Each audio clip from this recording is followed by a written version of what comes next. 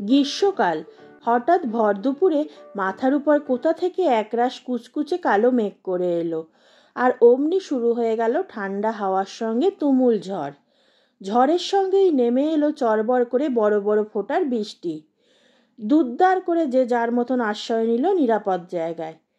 গোপাল সেই দিন কি কাজে বেশ কিছুটা দূরের একটি গ্রামে গিয়েছিল।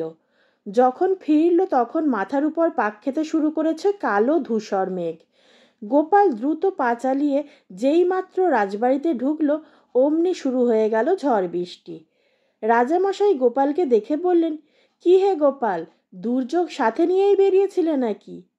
হুজুর, আপনি আমাকে যে কাজের দায়িত্ব দিয়েছিলেন তা সম্পন্ন করেই এসেছি। আমি তো এখানে ঢোকার মুখে দুর্যোগের দেখা পেলাম। রাজামশাই চুপ করে গেলেন, কারণ গোপাল এরপরে কি বলে বসবে তা রাজামশাইয়ের জানা নেই। গোপালের ভিতরে সবসময় কথা ও শব্দের খই ফোটে, কাজেই কথাই ওর সঙ্গে পেরে ওঠা সহজ নয়। তাছাড়া ওর কথার থইও পাওয়া যায় না। রাজামশাই এরপরে বললেন, আর কি, তাহলে আজ না হয় এখানেই থেকে যাও। আমি তো আপনার নির্দেশ কখনো অমান্য করিনি মহারাজ। গোপাল মনে মনে ভাবল, যাক ভালোই হলো, বাড়িতে আজ গিন্নি কি একটা ব্রত পালন করছে, তার মানে তো রান্না বান্না সে আজ করবে না। সুতরাং রাজামশায়ের এখানে থাকা মানে তো বেশ রাজাহার করা।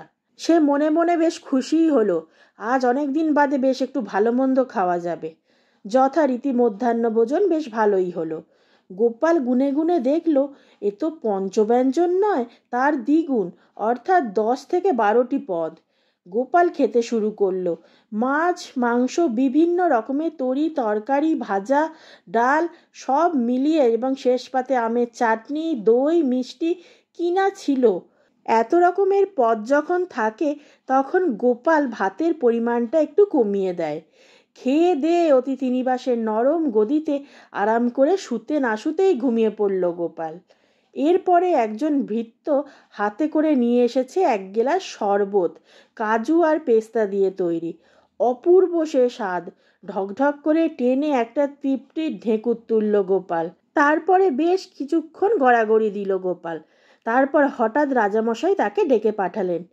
কি হে, সুযোগ পেলে আর দিবানিদ্যা ভালোই দিচ্ছ তো, মহারাজ বললেন। গোপাল মুখ কাচুমাচু করে বলল, হুজুর, শরীরের আর দোষ কি বলুন, দুপুরে এত খাওয়া সে খেয়েছে যে সে খেতে খেতেই ক্লান্ত হয়ে পড়েছে, তারই এই ফলশ্রুতি ঘুম। তো চলো এবার ছাদে যাই।